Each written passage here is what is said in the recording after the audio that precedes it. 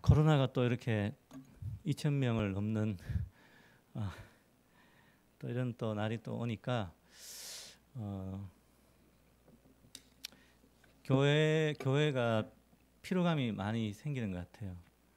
이제 좀 모이려고 하면 또 이렇게 코로나가 숫자가 올라가고 또 모이려고 하면 또 이렇게 늘어나고 하는 이 과정들이 그동안 계속 반복되어서 얼마나 참 그 은혜의 강줄기가 계속 흘러서 이렇게 쫙 퍼져가야 되는데 어떤 막힘이 있는 것들을 볼 때에 너무 많이 안타깝고 또 답답하기도 합니다. 그래서 오늘 말씀을 준비했습니다. 이야기하려고요. 네, 그래서 제가 한 설교 중에 가장 이제 좀 축복 또 이렇게 여러분들 좀 이렇게 격려하는 그 설교가 뭐가 있을까 해서 이제 찾아낸 것이 이제 오늘 이제 말씀인데요. 제목이 참 좋지 않아요? 네, 제가 읽어볼게요. 풍성한 삶, 충만한 교회. 예, 좋아요, 안 좋아요? 내가 이렇게까지 물었는데. 예, 풍성한 삶, 충만한 교회. 예. 오늘 요한복음 말씀과 에베소서 말씀을 같이 이렇게 연결해서 오늘 말씀 한번 살펴봤으면 좋겠습니다. 이 말씀을 통해서 세상은 지금 이렇게 돌아가지만 그러나 우리의 교회됨은 또 주님께서 이 교회의 머리 되셔서 우리를 향해서 베푸시고자 하는 은혜의 계획들은 반드시 이루어지고 말 것입니다. 아멘. 네네. 주눅들지 마시고 또 에워싸이지 마시고 오늘 다시 한번 말씀 가운데서 힘을 얻으셔서 저 막힌 것들이 뚫려지고 또 에워싼 것들이 완전히 이렇게 헤쳐지는 역사가 있기를 바랍니다. 요한복음 10장 10절 말씀 다시 제가 읽어드리면 도둑이 오는 것은 도둑질하고 죽이고 멸망시키려는 것뿐이요 내가 온 것은 양으로 생명을 얻게 하고 더 풍성히 얻게 하려 하심이라 이렇게 말씀하고 있습니다. 믿으십니까? 예수님께서 이 땅에 오신 이유는 우리를 향해서 도둑질하고 죽이고 멸망시키러 오신 것이 아니라 너희들 죄 지었으니까 이제 한번 죽어봐 이렇게 오신 것이 아니에요. 그 정반대입니다. 생명을 얻게 하고 더 풍성히 얻게 하려고 주님께서 이 땅에 오신 줄로 믿습니다. 자, 그런데 오늘 또 본문 말씀에 에베소서 1장 23절 말씀에 이렇게 되어 있습니다. 교회는 그의 몸이니 만물 안에서 만물을 충만하게 하시는 이의 충만함이니라. 아멘. 자, 오늘 이 말씀은 두 본문은 구원을 개인의 관점과 공동체의 관점에서 말씀하고 있는 그런 본문입니다. 자, 이것을 저는 풍성한 삶, 또 충만한 교회 이렇게 이제 저는 좀 부르려고 해요. 따라합니다. 풍성한 삶, 충만한 교회. 네, 개인의 관점과 공동체의 관점에서 풍성한 삶, 충만한 교회 이 두 개가 다 합쳐져 있는 것들이 오늘 하나님의 계획이라는 것입니다. 자, 그래서 이 풍성한 삶, 충만한 교회라는 요 두 가지를 한번 연결해서 오늘 말씀을 한번 살펴봤으면 좋겠습니다. 여러분, 이 풍성한 삶, 예수님께서 약속하신 이 풍성한 삶은 여러분 어떻게 그 삶이 가능할 수 있을까요? 어떻게 그 삶이 가능할 수 있을까요? 그것은 예수님을 통한 그 하나님과의 사귐을 통해서 가능한 것입니다. 아멘. 하나님이 우리의 그 막힌 것을 뚫고자 예수님을 보내셔서 그 예수님을 통해서 누구와의 관계가 회복되기를 원하셨어요? 하나님과의 관계가 회복되기를 원하셨어요. 그래서 예수님을 통해서만 어떤 길이 열려요? 하나님과의 길이 열린다는 겁니다. 새롭고 산 길이라. 휘장이 찢어지고 새롭고 산 길이 이렇게 열리게 되는 것이죠. 여러분 요한일서 1장 3절 말씀에 우리 같이 한번 읽어보겠습니다. 요한일서 1장 3절 말씀입니다. 시작. 우리가 보고 들은 바를 너희에게도 전함은 너희로 우리와 사귐이 있게 하려 함이니 우리의 사귐은 아버지와 그의 아들 예수 그리스도와 더불어 누림이니라. 아멘. 아버지와 우리와의 사귐이 있는데 이 사귐은 결국 더 발전해서 뭐가 된다고요? 누림이니라. 이렇게 말씀하고 있어요. 사귀는 정도가 아니라 그 사귐을 통해서 누림까지 가게 되는 그것을 하나님이 원하신다는 겁니다. 이 바로 이런 사귐의 결과가 그 풍성한 삶이에요. 그 다른 말로 누림이에요. 여러분은 이 복음을 누리고 계십니까? 하나님과의 관계를 누리고 계십니까? 예수님과의 관계를 누리고 계십니까? 누리고 있는 사람은 아무도 못 말려요. 오늘 못 말려요. 예. 오늘 한 목사님 찬양인도 하실 때 은혜 참 많이 받았어요. 옛날 찬양 제가 오늘 많이 하게 돼서 너무 기쁘고, 그래서 오늘 말씀 가운데 너무 저도 이제 힘이 되고, 또 지금 이 설교가 저에게는 또 누림이 되는 그런 기회가 되는 것 같아요. 여러분 이 설교를 듣는 것이 누림이 될 수 있기를 바랍니다. 여러분 풍성한 삶이라는 것은 생명의 근원이신 하나님과의 사귐을 통해 흘러오는 거예요. 하나님과의 사귐을 통해서 그 풍성한 삶이 우리에게 흘러 들어온다는 것입니다. 여러분 생명의 근원에게 연결돼 있어야 돼요. 어떻게 해요? 생명의 근원이신 하나님께 우리가 연결되어 있어야 이게 가능하다는 이야기입니다. 여러분 이사야서 12장 2절 3절 말씀 우리 한번 같이 한번 읽어보겠습니다. 시작. 보라 하나님은 나의 구원이시라. 내가 신뢰하고 두려움이 없으리니 주 여호와는 나의 힘이시며 나의 노래시며 나의 구원이심이라. 그러므로 너희가 기쁨으로 구원의 우물물들에서 물을 기르리로다. 아멘. 그 우물물이 누구를 이야기하시는 거예요? 그 생명의 물이 누구를 이야기하시는 거죠? 구원의 우물물들을 길러 올려라 했는데 그게 바로 하나님이라 하시는 거예요. 하나님. 그 근원이신 하나님이 그 하나님으로부터 뭐예요? 그 풍성한 것들이 누림이 사귐이 온다는 것이죠.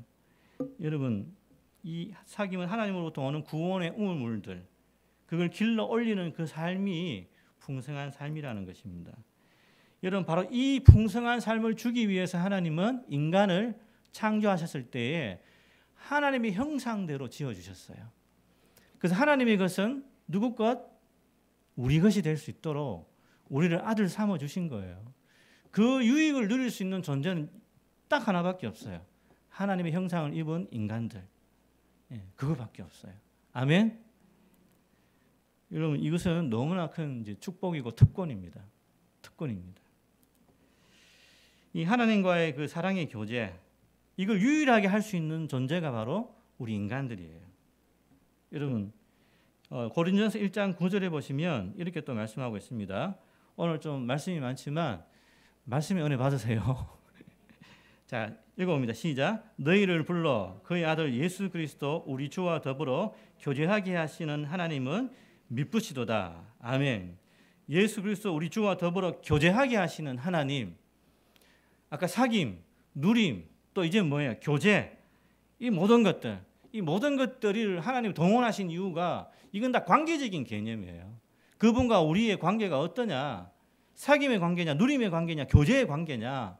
그걸 계속해서 말씀하시는데 이 모든 것들은 그분과 연결되어 있어야 된다는 이야기예요.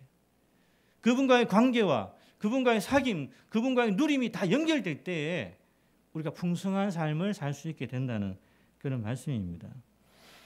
여러분 이것이 바로 풍성한 삶이에요. 그분과 연결되어 있는 삶. 이게 풍성한 삶입니다. 그런데 한편에서는 풍성한 삶을 살아갈 수 있지만 또 한편에서는 풍성하지 못한 삶을 살아갈 수도 있어요. 저는 이것을 터진 웅덩이의 삶, 따라합니다. 터진 웅덩이의 삶. 웅덩이에 물이 갇혀서 이렇게 쭉쭉 이제 채워져야 되는데 웅덩이가 터졌어요. 어떻게 돼요? 줄줄줄 새는 거죠. 아무리 물을 길어서 올려 넣어도 물이 계속 새는 거예요. 예레미야 2장 13절 말씀 한번 읽어보겠습니다. 예레미야 2장 13절 말씀입니다. 자, 시작. 내 백성이 두 가지 악을 행하였나니 곧 그들이 생수의 근원되는 나를 버린 것과 스스로 웅덩이를 판 것인데 그것은 그 물을 가두지 못할 터진 웅덩이들이니라. 아멘. 터진 웅덩이래요. 터진 웅덩이. 뭔가 내가 많은 것들을 그 안에서 막 이렇게 창고에 저장하듯이 저장해 놓으면은 그게 쌓여서 내가 굉장히 행복할 것이다라는 희망을 가지지만 천만의 말씀이죠. 그 모든 것들이 터진 웅덩이라고 이야기했어요. 아무리 수고하고 노력해서 쌓아놔도 그게 이미 터져 있기 때문에 줄줄줄 새게 될 수밖에 없다는 거예요. 이 터진 웅덩이의 삶, 이게 바로 하나님과의 관계가 끊어진 삶입니다. 하나님과의 관계가 끊어진 삶이에요. 죄라는 것은 하나님과 우리 사이의 그 관계를 끊어놓게 만드는 것이 죄입니다. 죄를 통해서 죄 지은 것만 생각하지 마시고 그 죄를 통해서 하나님과의 근원적인 관계가 끊어졌다라는 것이 심각한 거예요. 그것이. 여러분 이사야서 59장 2절 말씀입니다. 이사야서 59장 2절 말씀입니다. 시작. 오직 너희 죄악이 너희와 너희 하나님 사이를 갈라놓고 너희 죄가 그의 얼굴을 가리어서 너희에게서 들리지 않으시게 함이니라. 죄악이 뭘 했다고요? 너희와 너희 하나님 사이를 갈라놓았다라고 되어 있어요. 여러분 꼭 기억하실 수 있는 계속 지금 반복하는 것이 이 근원적인 하나님과의 관계가 끊어지면 이게 끊어지면 모든 것이 끊어져요. 이게 끊어지는 삶이 터진 웅덩이의 삶이라는 거예요. 재물을 많이 쌓아 놓았다고 생각되겠지만 한순간이에요. 그게 빈 창고로 드러날 때가 반드시 있다는 겁니다. 아무리 애쓰고 죽어라 살면서 노력하고 하지만 결국은 아무 소득 없이 그냥 죽게 돼 있어요. 이게 이제 가장 중요한 문제예요. 그 근원적인 관계가 끊어져 있는 삶. 수고하고 애쓰며 살다가 그렇게 죽게 돼 있다는 이야기입니다. 헛되게. 여러분, 이 죄는 하나님으로 떠나는 겁니다. 이 죄 자체는 나 하나님과 단절하겠어. 나 하나님 떠날 거야. 라는 말과 똑같아요. 이것은 그냥 그 사이에 마귀가 우리를 유혹하기 때문입니다. 우리 마음 가운데 하나님과 우리 사이에 마귀가 늘 똑같이 속삭이면서 이렇게 해도 되잖아. 이쪽 길로 가도 되잖아. 가면 확실한데? 이렇게 계속 우리를 유혹하는 것들이 있기 때문에 하나님과 우리 사이를 갈라놓게 만드는 것이 죄라는 겁니다. 여러분, 이 마귀의 유혹을 여러분들이 혹시 실제적으로 느끼세요? 체험하고 계세요? 마귀가 나를 유혹하고 있다는 것을 실제로 체험하고 계세요? 동화 속의 어떤 이야기예요? 예, 동화 속의 이야기, 그런 마귀가 있는데 이렇다더라라는 그렇게만 전설로 듣는 이야기예요? 그거 아니에요. 실제 우리 삶 속에 마귀는 우리를 유혹하고 있습니다. 터진 웅덩이의 삶을 살아가는 모든 사람들이 바로 이와 같은 마귀의 유혹에 넘어간 사람들인 것이죠. 자, 마귀는 언제나 속임과 강압, 속임과 강압이라는 것은 죄의 힘을 이야기해요. 죄의 힘. 이 두 가지를 가지고 항상 우리를 유혹해요. 시험 들게 해요. 야고보서 1장 14절 말씀해 보시면 야고보 1장 14절 오직 각 사람이 같이 읽습니다. 오직 각 사람이 시험을 받는 것은 자기 욕심에 끌려 미혹됨이니 여기 저 뒤 끝에 말 자기 욕심에 어떻게 돼요? 끌려 미혹됨이니 두 단어가 중요해요. 끌린다. 뭐예요? 욕심에 끌린다는 말하고 미혹된다는 말인데 여기 이제 끌린다는 말이 뭐예요? 끌려라는 것이 강압, 죄의 힘이에요. 죄의 힘. 그 다음에 미혹됨이니 이것이 이제 유혹이에요. 유혹, 속인다는 이야기예요. 항상 이 두 가지가 마귀가 우리를 시험하는 그 하나의 어떤 과정이에요. 자, 내 안에 뭔가 이렇게 막 저거 꼭 하고 싶은데 막 이게 막 용솟음 치면서 막 그걸 제어할 수 없는 나를 압도해 오는 그게 있으면 그게 강압이에요. 강압. 그 죄의 힘만 있는 것이 아니라 또 끌려 미혹됨이니. 그러면 이제 마귀가 뭐라고 속삭여요? 마귀가 속삭이는 것은 꼭 마귀가 음성으로 이야기해서 속삭이는 것보다는 내 마음 안에서 내 자신의 자아가 육신의 자아가 끌린다는 이야기예요.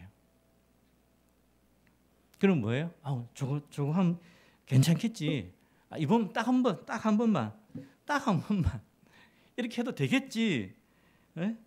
하나님 영혼 용서해 주실 거야. 이러면서 계속 자기 자신을 설득하면서 끌려 들어간다는 이야기예요.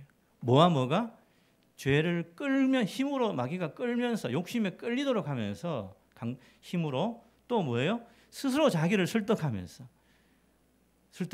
이렇게 끌려 들어간다는 이야기예요.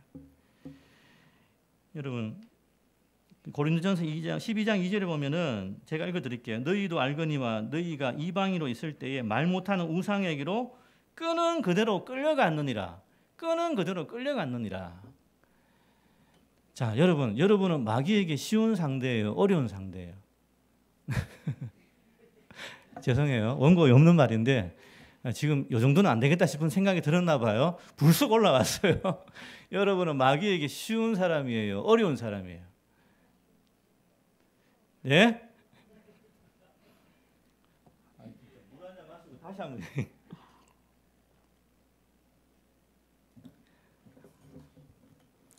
마귀에게 쉬운 사람 되면 안 돼요. 지금 끄는 그대로 끌려가느냐, 이 상태는 뭐예요? 그냥 너무 쉬운 사람 된 거예요. 이제 마귀가 이제 손만 까딱하면 오는 사람 된 거예요. 그러니까 죄의 지배가 부분적 지배가 아니라 전적인 지배가 된 거예요. 여러분, 구원받은 사람도 이 상태에 갈 수 있어요. 청교도 신학에서 그 이야기를 해요. 자, 그런데 우리는 그렇게 쉬운 사람 되면 안 되죠. 이렇게 한다고 해서 막 꼬인 것처럼, 이렇게 걸린 것처럼 막 그렇게 가는 사람이 아니라 뭐예요? 어려운 사람이 돼요. 나 하나 유혹하려면은 수십 년을 그냥 한결같이 그냥 해봐라. 내가 넘어가나 안 넘어가나. 그런 사람이 되어야 할 줄 믿습니다. 끌려가는 인생이 아니라 죄에서 승리하고 정복하는 그런 인생이 될 수 있기를 바랍니다. 그게 하나님과 근원적으로 연결되어 있는 사람이에요. 예수 그리스도와 사귐과 누림을 누리는 사람이에요. 자, 그런데 안타깝게도 오늘날 이 현대 사회가 죄에 대한 어떤 미혹과 속이는 것과 또 죄의 힘, 강압, 이 두 가지 요소가 오늘 지금 우리가 살아가는 삶의 이 전체 현상 가운데도 나타나고 있어요. 여러분, 그 어떤 분의 책 가운데 독일에서 이제 한인 철학자로서 유명한 분인데요. 이제 뭐 한 수십 년 전부터, 한 10여 년 전부터 굉장히 유명해서 이제 요즘 많이 좀 화제되는 분인데, 누군지 이야기는 안 할게요. 근데 이분은 현대 사회가 과거에는 규율 사회였다가 지금은 성과 사회로 바뀌었대요. 자, 규율 사회는, 규율이라는 것은 규칙이잖아요. 그 사람을, 그 당시에는 이제 뭐 독재라든가 전체주의 국가라든가 국가를 더 우선시하는 그 시대여서 통제하는 사회였어요. 그래서 규율을 정해서 이건 되고 이건 안 돼. 그래서 안 되는 것들이 많아요. 그렇게 해서 사람들을 이렇게 막 억압하고 이렇게 막 규율하는 그런 사회였어요. 자, 그 규율 사회는 이제 부정하는 거죠. 이건 안 돼, 이건 안 돼, 이건 하지 마라고 계속해서 이걸 자꾸 이제 어떤 세력들이 이렇게, 그죠? 자꾸 이제 그 규제하는 거죠, 그죠? 자, 거기에 이제 길들이게 되는 거죠. 이게 이제 하나의 강압이죠. 강압. 하지 말라라는 그 부정의 사회를 만든 거죠. 그런데 이 규율을 지키지 않고 막 반발하는 사람들을, 그 규율 사회에 있는 어떤 주체들이 저 사람은 범죄자야, 저 사람은 범죄자 아니면 저 사람은 미친 사람이야, 이렇게 규정해버려요, 그냥. 그래서 이건 실제 이야기예요, 실제. 그래서 미치지 않았는데 미친 사람으로 분류해서 정신병원에 들어가게 된 사람들이 너무 많았어요, 그 당시에. 아주 불행한 근대 사회를 이야기하는 거거든요. 근데 이제 이것이 이제 성과 사회로 바뀌어졌는데, 이제 과거의 규율 사회가 바로 규율 사회가 전체주의 국가라든가 이런 억압하는 세력이 없어지면 바로 그것이 자유로 갈 수 있다고 생각하지만 역사는 그렇게 되지 않았어요. 이게 바로 자유로 가지 않고 오히려 그 반대의 긍정 사회로 갔어요. 이게 이제 성과 사회라고 이야기하는데요. 자, 이것은 뭐냐면 이제 과거에는 규율해 가지고 억압하고 그래서 이제 정해진 길로만 가게 했는데, 지금은 어떻게 되냐면은 사람을 굉장히 긍정시켜요. 긍정적인 것으로 막 바꿔줘요. 네가 인생의 주인공이야. 너는 모든 걸 할 수 있어. 이렇게 이제 긍정 사회로 완전히 극에서 극으로, 부정의 사회에서 긍정 사회로 바뀌어졌어요. 그 사람은 이제 나는 내 인생의 주인공이야. 내가 주인공이야. 그래서 나는 모든 것을 할 수 있어라고 이 성과 사회가 그걸 부추겨줘요. 자, 그래서 이제 누가 최고냐? 자, 가서 열심히 일해가지고 성과를 내는 사람, 이런 사람들이 주인공이 되는 시대예요. 자, 그래서 이제 너무 긍정성이 너무 강하다 보니까, 근데 그 긍정성 이면에 놓여 있는 부정적인 것들이 너무 많이 등장하고 있는 거예요. 과거에는 그 규율 사회에 맞지 않은 사람들을 범죄자다, 미친 사람이라고 규정했다면 이 긍정의 사회에 맞지 않는 사람, 맞지 않는 사람, 거기에 적응하지 못하는 사람들을 우울증 환자라고 인생의 낙오자라고 찍으면서 제외시켜 버려요. 자, 그런데 이 자기 자신이 인생의 주인공이라고 하고 나는 무엇이든 할 수 있으라고 말하는 이 상황이 뭐냐면은 고도의 마귀의 계획이에요. 유혹이에요. 왜 그러냐면은 남이 시켜가지고 일을 잘하겠어요? 아니면 자기 자신이 과대한 긍정성을 가지고 일하는 게 일을 더 많이 하겠어요? 예? 시켜서 일하는 것보다는 이거 하나 하면은 뭐 한 1,000만 원 벌 수 있어. 이러면 더 잘할 수 있잖아요. 자, 이쪽에서 이쪽으로 바뀐 거예요. 과도한 긍정성으로 이제는 이 과거에는 타인에 의한 착취였는데 일 시키면서 타인에 의한 착취죠, 그죠? 근데 지금은 그 착취를 누가 하고 있는 거예요? 자기 스스로가 자기에게 하고 있는 거예요. 그래도 외향적으로 보면은 되게 자유라고 보이는데 실제상에 보면은 그 긍정 사회가 그 사람을 그렇게 움직여 가는 거예요. 여러분, 그래서 이 사람은 많은 성취를 내고 많은 일들을 하게 돼요. 그런데 그렇게 일하는 사람들이 많은 사람들이 모여서 축적되어 있는 결과물이 뭐냐면은 이것을 피로사회라고 그래요. 피로사회. 너무나 인생의 많은 부분들을 긍정성을 가지고 많은 부분들을 일해 왔는데 그 이면에는 어두운 그림자들이 너무 많더라는 거예요. 자, 이제 한번 제가 테스트 한번 해보겠습니다. 매 설교 한 번씩마다 테스트하는 것 같아요, 느낌이. 맞아요, 제가. 자, 아까 벌써 했네요. 아까 쉬운 사람이 어려운 사람이냐. 죄송합니다. 자, 지금 테스트 한번 더 해볼게요. 그러니까 여러분은 어떤 그 회사 안에서나 그죠? 어떤 단체 안에서 뭔가 일을 하시는 분들이라면은 그 안에서 여러분들이 감정적으로 정서적으로 하는 반응이 있잖아요, 그죠? 반응. 뭐 좀 자기 생각에 좀 안 맞는 것들을 주문받는다든가 시킬 때 그런 게 있잖아요, 그죠? 그러니까 여러분들이 지금 성과 사회 속에 있는 거예요, 사실상. 지금 이제 이야기한다면 그런 그 피드백, 우리가 피드백을 하는데 그 부분에 있어서 여러분들은 분노하십니까? 아니면 짜증을 내십니까? 예? 자, 그 성과 사회라는 그 환경 속에 여러분들이 실제적으로 이제 살아가실 때 그 뭔가 옳지 않은 이걸 하면 너는 이런 성과를 얻을 수 있어라고 말하기는 하지만 그러나 더 이상 내가 한계에 부딪혀 있는 거예요. 근데 그런 요구들을 굉장히 계속해 올 때 여러분들은 아이고 좋아라 하면서 그죠? 그렇게 하는 거예요. 아니면 그 부정적인 방법에서는 그냥 그거에 대해서 분노를 하고 있어요. 아니면 짜증을 내고 있어요. 분노를 해요. 아니면 짜증을 내요. 자, 죄송합니다. 너무 이렇게 직접적으로. 자, 마음속으로 생각해 보세요. 나는 그럴 때 나는 분노한다. 아니면 나는 짜증을 낸다. 뭐가 차이가 있을까요? 자, 이제 대답은 그거예요. 분노한다는 것은 이때까지 내가 살아온 이 긍정 사회, 그죠? 이 성과 사회에 대한 이 체제가 잘못됐다는 뜻이에요. 그게 분노로 나와요. 분노. 근데 짜증은 뭐예요?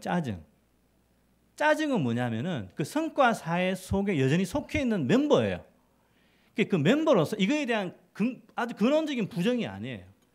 내가 이러려고 하나님 믿는 게 아니야 라면서 이제 그거를 분노하면서 물리쳐야 되는데 그러지 못하고 여전히 그 반대급부로 주어지는 것들에 대한 유익을 놓지 못하는 상황에서 요거는 아닌데 라는 생각을 조금 하는 거예요. 그래서 그 표현이 뭐예요?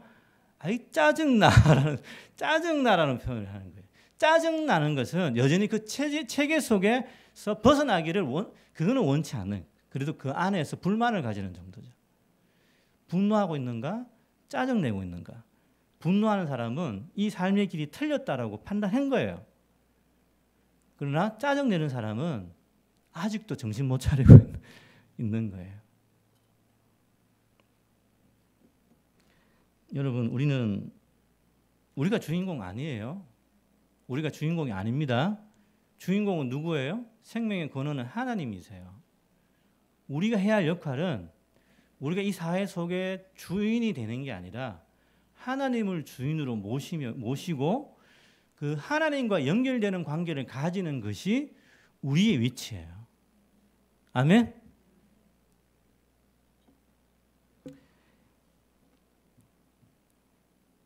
바로 오늘 이런 성과사회라는 것이 현대판 터진 웅덩이에 물을 붓고 살아가는 인생, 터진 웅덩이에 물을 붓고 살아가는 인생, 이게 오늘 성과사회의 현대판입니다. 현대판. 자, 여러분, 이것은 아니에요. 이것은 아닙니다. 돈이 행복임이 증명된다면 종교가 왜 필요할까요?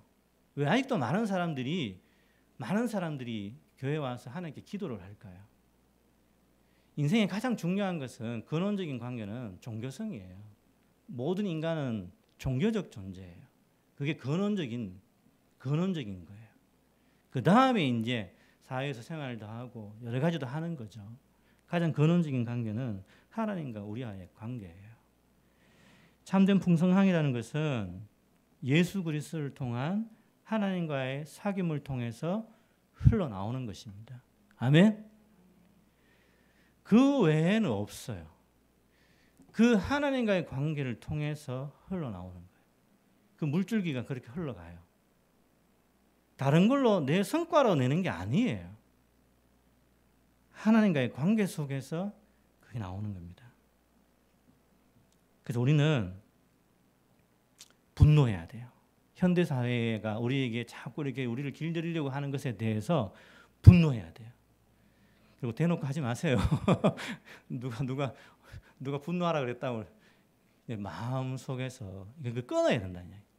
끊을 수 있는 그 힘, 분노예요. 분노.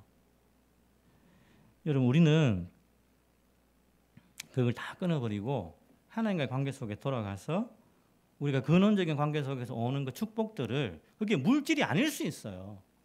물질일 수도 있지만 물질이 아닐 수도 있어요. 꼭 우리가 하나님 믿는 것에 대한 그 모든 좋은 것들이 물질로만 표현돼야 되는 건가요? 그게 그 자체가 이거 잘못된 거죠. 관계를 통해서도 이야기할 수 있고 여러 가지로 이야기할 수 있고 그 모든 부유함들을 우리가 보일 수가 있어야 되는 거죠. 우리가 그걸 누리고 그걸 전할 수 있는 삶을 살아갈 수 있기를 바랍니다. 그렇게 할 수 있는 유일한 사람이 바로 우리예요. 우리. 분노할 줄 아는 사람. 분노할 줄 아는 사람. 다음 주부터 맨날 화내고 그러지 마세요. 그 이야기가 아니에요. 그 얘기가 아니고 정말 근원적인 관계, 그 관계 속에서 살아가는 사람만이 복을 나눠줄 수 있는 사람이 된다는 거예요. 두 번째, 충만한 교회입니다. 이러한 풍성한 삶을 공동체적인 삶으로 바라보면 어떤 모습이 되는 걸까요? 그게 이제 충만이라고 표현해요. 아까는 풍성함인데 이제는 또 좀 달라요. 공동체에는 이것을 충만함이라고 표현합니다. 자, 중심 대신 예수 그리스도를 통한 풍성한 삶이 공동체의 관점에서는 머리 대신 예수 그리스도를 통한 충만한 교회가 되는 거예요.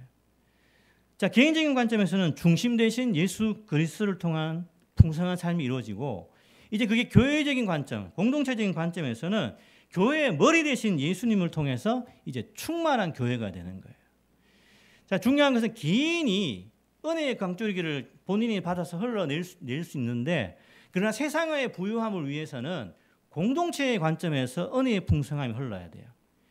그거 하려고 세상의 만물 가운데 그 위에 교회를 세우시고 교회의 가장 위에 예수 그리스도가 머리로 계신 이유가, 그 영적 질서가 그렇게 머리 대신 예수 그리스도, 교회, 모든 만물이 이렇게 질서지어져 있는 이유가 하나님의 그 은혜의 강줄기를 교회를 통해서 모든 만물들 가운데 흘러보내게 하기 위해서인 거예요. 이건 개인의 관점에서 할 수 있는 것이 아니라 공동체의 관점에서 모든 만물에게 이 은혜의 물줄기를 흘려보낼 수가 있는 거예요. 자, 첫 번째는 예수 그리스도가 교회의 머리 되셔야 돼요. 아멘? 여러분, 그 에베소서 읽은 1장에서 20절에서 23절에 보시면은 그냥 제가 쭉 요약해 보면 하나님의 능력이 예수 그리스도 안에서 역사해서 부활, 승천, 보좌 우편에 앉히시고 그 앉힌 그 자리 자체가 보좌예요. 그래서 모든 통치, 권세, 능력, 주권, 모든 이름 위에 뛰어나게 하시고 만물을 그 발 아래 복종하게 하셨다고 되어 있어요. 만물은 누구 아래요? 그의 발 아래. 자, 그러고 난 다음에 그죠? 굉장히 우주적인 표현이죠, 그죠? 자, 근데 만물을 그의 발 아래 놓게 하셨는데, 그러면 만물을 그 발 아래 놓게 하신 예수님은 어디에 계시는 거예요, 위치가? 적어도 만물 위에 계시죠, 그죠? 그러나 만물보다 더 위에 교회의 머리로 계시는 거예요, 교회의 머리로. 아멘? 그래서 그분의 통치 자리는 교회예요, 교회. 그래서 만물, 모든 통치, 권세 위, 능력 위, 주권이, 이름이 만물 위, 거기에 예수님이 계시는 거예요. 그래서 예수 그리스도를 머리로 해서 교회가 있고 그 교회를 몸뚱아리로 해서 뭘 흘려보내요? 은혜의 강줄기를 모든 만물 가운데 흘려보낸다는 것입니다. 그게 바로 충만이라는 거예요. 두 번째는 예수님이 교회의 머리 되셔야 하듯이 예수님이 교회의 몸 되셔야 돼요. 예수님이 교회의 몸이 되셔야 돼요. 머리라는 것은 그 교회를 통치하시는 분이 예수님이라는 이야기고, 몸이 된다는 이야기는 그 통치가 실현되는 통로가 바로 예수 그리스도를 믿는 우리를 통해서 행하신다는 이야기예요. 보통 우리는 은사 공동체라고 하죠, 그죠? 그래서 각각의 은사에 따라 각각 위치가 있고 역할이 있고 다 하죠. 자, 이제 그것도 한 몸의 역할이지만 더 중요한 것은 이제 교회 밖으로 그걸 흘려보내는 통로가 뭐냐? 그것도 교회란 이야기예요. 어떤 교회? 예수 그리스도를 머리로 둔 교회이면서 동시에 예수 그리스도를 몸으로 둔 교회. 그래서 우리가 예수 그리스도의 몸으로서 세상 가운데에 나아가서 복의 통로 역할을 한다는 이야기예요. 여러분, 충만의 이 목적이라는 것이 뭐예요? 교회를 통해서 예수 그리스도를 통해 교회를 통해서 하나님이 뭐예요? 모든 은혜의 물줄기를 만물 가운데 전달하기 위한 것이죠. 자, 그래서 성경에는 보면 그죠? 이런 은혜의 물줄기가 온 세상으로 흘러나가는 이미지에 대한 말씀들이 성경 구약 성경에 그 이미지들이 굉장히 많아요. 여러분, 제일 첫 번째 떠오르는 이미지가 뭘까요? 그게 뭔지 아세요? 에덴 동산이에요. 에덴 동산은 어떻게 돼 있어요? 에덴 동산을 근원으로 해서 뭐가 흘러요? 네 강줄기가 흘러요. 비손, 기온, 히데겔, 유브라데 강. 네 강이 그 은혜의 물줄기 거기서부터 물을 받아서 네 강으로 흘려서 천하 모든 땅을 적셔요. 에덴 동산을 중심으로. 그럼 에덴 동산은 누가 계세요? 하나님이 계시잖아요. 그죠? 이게 그 이미지예요. 여러분, 또 에스겔 성전 아시죠? 에스겔 47장 1절에 12절에 말씀해 보시면 나와 있는데, 에스겔 성전에 보시면 그 성전에서부터 뭐가 나와요? 물이 이렇게 올라오죠. 물이 올라와서 물이 발목에, 허리에 차고 또 더 넘쳐서 강물처럼 더 흘러 넘쳐서, 성전에서 물이 이제 흘러 넘쳐서 어디로 가요, 그러면? 성전 바깥으로 흐르죠. 성전 바깥으로 흘려서 모든 만물이, 그 물이 닿는 곳마다 뭐예요? 모든 것들이 살아나는 역사, 물이 닿는 곳마다 생명의 역사가 일어나는 그 이미지가 있죠. 그게 바로 이거예요. 충만의 이미지예요. 여러분, 에스겔서 47장 9절 말씀 보시면 읽어봅니다. 시작. 이 강물이 이르는 곳마다 번성하는 모든 생물이 살고 또 고기가 심히 많으리니 이 물이 흘러 들어가므로 바닷물이 되살아나겠고 이 강이 이르는 각처에 모든 것이 살 것이며, 이 물이 닿는 모든 것이 산다고 되어 있어요. 에스겔서 47장 12절 말씀은 또 이렇게 되어 있어요. 읽어봅니다. 각 강 좌우 가에는 각종 먹을 과실나무가 자라서 그 잎이 시들지 아니하며 열매가 끊어지지 아니하고 달마다 새 열매를 맺으리니 그 물이 성소를 통하여 나옴이니라. 성소를 통하여 나옴이니라. 공통된 게 있어요. 또 하나 더 읽어보면 계시록 22장 1절 2절에 보면은 여기도 마찬가지, 하나님이 계시고 어린 양의 보좌가 있는데 수중과 같은 맑은 생명수의 강이 그 앞에 흘러요. 그 앞에 흘러요. 어디서부터? 보호자로부터. 자, 이 모든 것들이 말해주는 것이 뭐예요? 아까 말한 그 이미지잖아요. 머리 위에 누가 계셔요? 죄송합니다. 교회 위에 누가 계셔요? 예수 그리스도가 계시고, 예수 그리스도는 몸으로 가지시고, 이것이 교회를 통해서 어디로 흘러요? 온 만물에 흐른다고 하게 하셨죠, 그죠? 그 이미지가 지금 계속 지금 나오고 있는 거잖아요. 그걸 누가 해야 된다고요? 개인이 아니라 공동체인 교회가 그리스도의 몸이 되어서 그 일을 할 수가 있다는 이야기입니다. 여러분, 우리는 대단한 사람들이에요. 나는 안 대단하지만 우리는 대단한 사람이라고요. 우리는 어떤 목적이 있는 사람이에요? 온 만물에 은혜의 물줄기, 축복의 물줄기가 닿도록 해주는 사람이에요. 우리 교인으로서 자부심이 있지 않습니까? 아멘? 아멘? 네.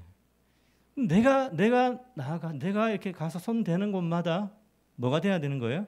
은혜의 물줄기가 이어져야 돼요. 은혜의 물줄기가. 결론은 짧습니다. 자, 오늘날 우리가 살아가는 사회는 어떤 사회인가 보면 그걸 알려주는 지표가 딱 있어요. 그 사회가 좀 도덕적으로 어떤 상태인가, 그 건강한 척도를 어떻게 볼 수 있느냐, 딱 보통 이야기하는 게 자살률과 출산율이에요. 왜 그럴까요? 왜 자살하죠? 이 더러운 세상, 이 참 한많은 세상, 나 살기 싫어, 이런 거잖아요. 그죠? 또 뭐예요? 출산율은 뭐예요? 출산율이 왜 적어져요? 애를 낳아서 어떻게 키울까? 걱정이 많죠. 그죠? 그러니까 삶에 대한 걱정 속에서 이제 이게 통계가 이렇게 나타나는 거겠죠.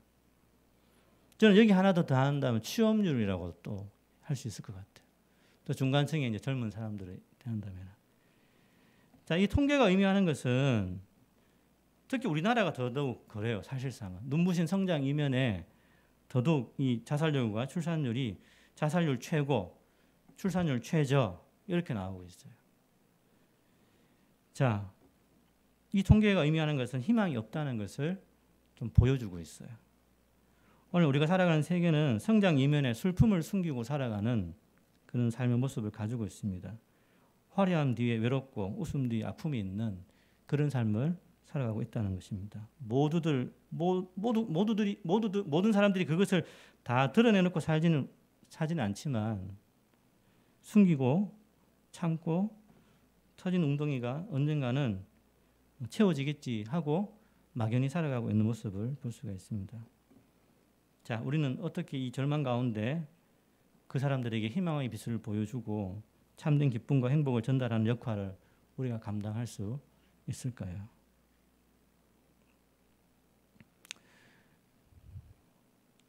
우리 각자가 예수 그리스도를 통해서 생수의 근원이신 하나님께 우리가 연결되어 있어야 할 줄로 믿습니다. 또 예수 그리스도를 머리로 삼고 그분의 몸이 되어서 예수 그리스도의 충만함을 세상 가운데 전달할 수 있는 삶을 살아야 할 줄로 믿습니다. 그 일을 우리가 해야 될 줄로 믿습니다. 그 일을 하나교회가 해야 될 줄로 믿습니다. 하나교회에 대한 기대가 커요. 자, 그래서 코로나가 지금 2,000명 이상 올라갔지만 거기에 에워싸이지 말고 주눅 들지 말고 우리의 사명을 꼭 생각해 볼 수 있기를 바랍니다. 오히려 더 큰 어떤 기대감과 어떤 비전을 가지고 여러분들 도전하시고 여러분들 사명을 생각하셔서 은혜의 물줄기가 닿을 수 있도록 여러분들이 전달할 수 있기를 간절히 바랍니다. 우리 아무튼 눈 감고 기도하겠습니다. 내 삶